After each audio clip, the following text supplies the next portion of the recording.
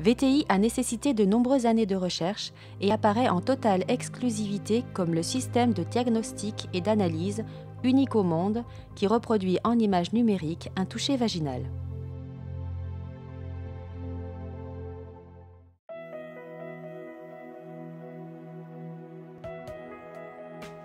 L'examen physique, incluant l'inspection et la palpation des tissus, a été la technique la plus utilisée pour le diagnostic dans l'histoire de la médecine.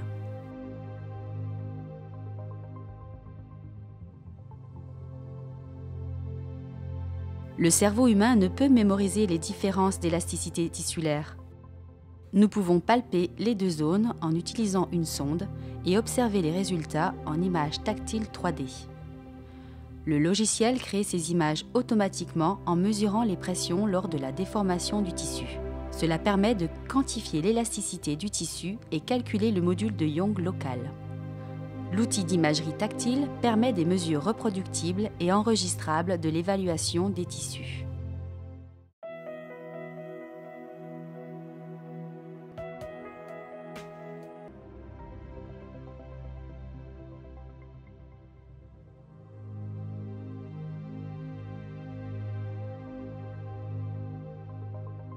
Nous représentons la démonstration de la technique sur un modèle en silicone pour plus de clarté. Insertion de la sonde. Cette étape donne la mesure de la pression antérieure et postérieure sur toute la longueur du vagin. On peut calculer les gradients de pression dans les différentes dimensions anatomiques. Élévation de la sonde. Cette étape donne la réponse en termes de pression des zones phindiques, antérieures et postérieures en rapport avec les structures de soutien du plancher pelvien.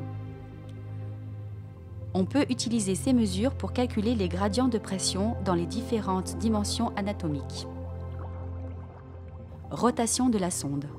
Cette étape donne les mesures de pression des faces latérales droite et gauche du vagin et l'image tactile de la circonférence des parois vaginales.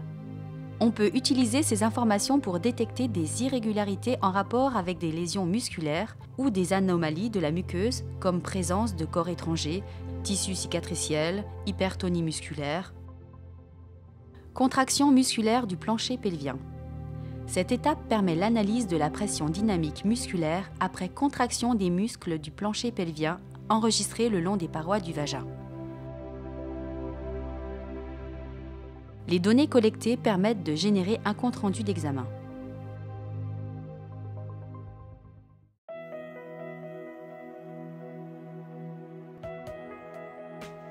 L'objectif de l'étude est d'identifier de nouveaux marqueurs d'imagerie tactile et de contractilité musculaire permettant d'analyser le plancher pelvien de la femme.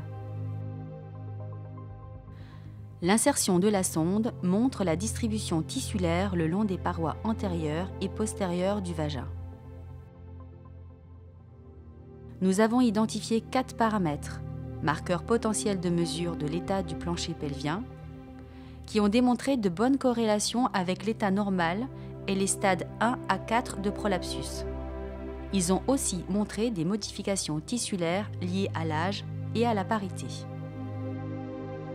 L'élévation de la sonde donne la réponse en termes de pression des zones phindiques, antérieures et postérieures en rapport avec les structures de soutien du plancher pelvien.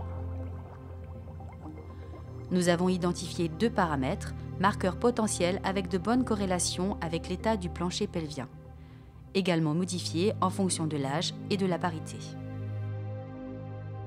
Rotation de la sonde. Cette étape donne les mesures de pression des faces latérales droite et gauche du vagin et l'image tactile de la circonférence des parois vaginales. Nous avons identifié un paramètre marqueur potentiel de l'état du plancher pelvien. Contraction musculaire du plancher pelvien. Cette étape permet l'analyse de la pression dynamique musculaire après contraction des muscles du plancher pelvien enregistrés le long des parois du vagin. Nous avons identifié 4 paramètres, marqueurs potentiels de mesure de l'état du plancher pelvien.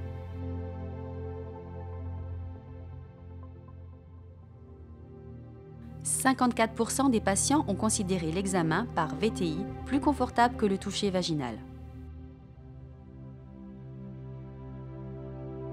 Nos résultats montrent que les marqueurs d'imagerie tactile, tels que la pression, le gradient de pression et la pression de réponse dynamique durant la contraction musculaire peuvent être utilisés pour la mesure quantitative de l'état du plancher pelvien.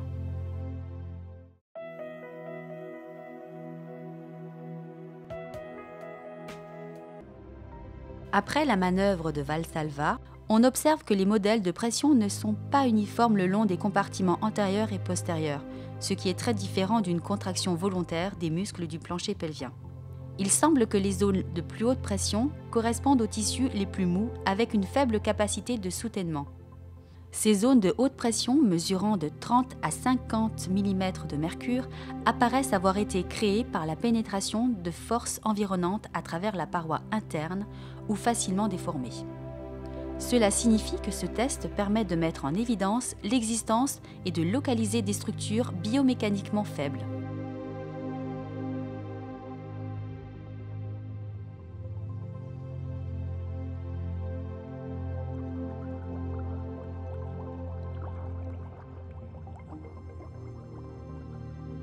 Nous avons observé des différences significatives d'amplitude ou de ratio dans les contractions musculaires volontaires entre les plans antérieurs versus postérieurs, ainsi que droit versus gauche, ce qui permet de diagnostiquer un relâchement des muscles et une caractérisation fonctionnelle de leur état.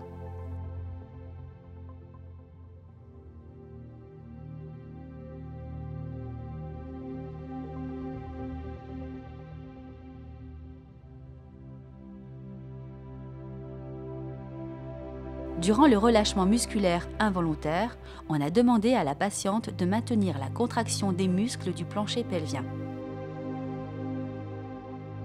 On retrouve des différences significatives d'élasticité entre l'état normal et les différents stades du prolapsus, notamment des variations de 150 à 300% pour le stade 2 et 3 du prolapsus, comparé à la normale. On peut diagnostiquer à l'aide du VTI des stades précoces du prolapsus qui ont un score POP-Q normal.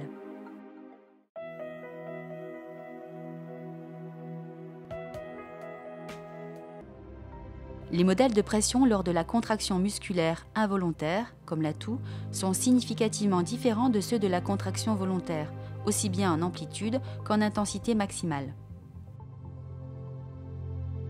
Les patients présentant des conditions pelviennes normales ont des amplitudes de pression appliquées supérieures aux patientes présentant une IUE, et ce sur la contraction volontaire aussi bien qu'involontaire.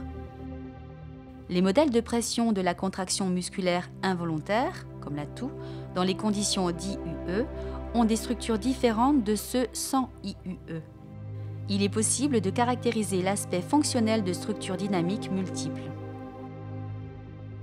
Les résultats ont montré que la cartographie haute définition des pressions durant les contractions musculaires volontaires et involontaires permettent un examen précis de l'état musculaire pelvien et d'éventuels défects qui contribuent à l'incontinence urinaire d'effort.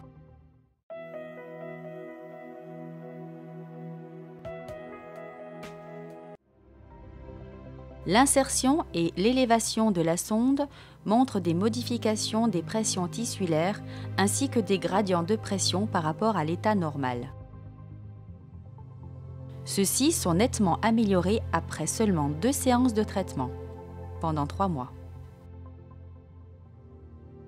Les résultats montrent également que les amplitudes de pression, lors des contractions musculaires volontaires et involontaires, sont nettement augmentées après 2 séances de traitement thermique, comme le laser, pour syndrome de relâchement vaginal.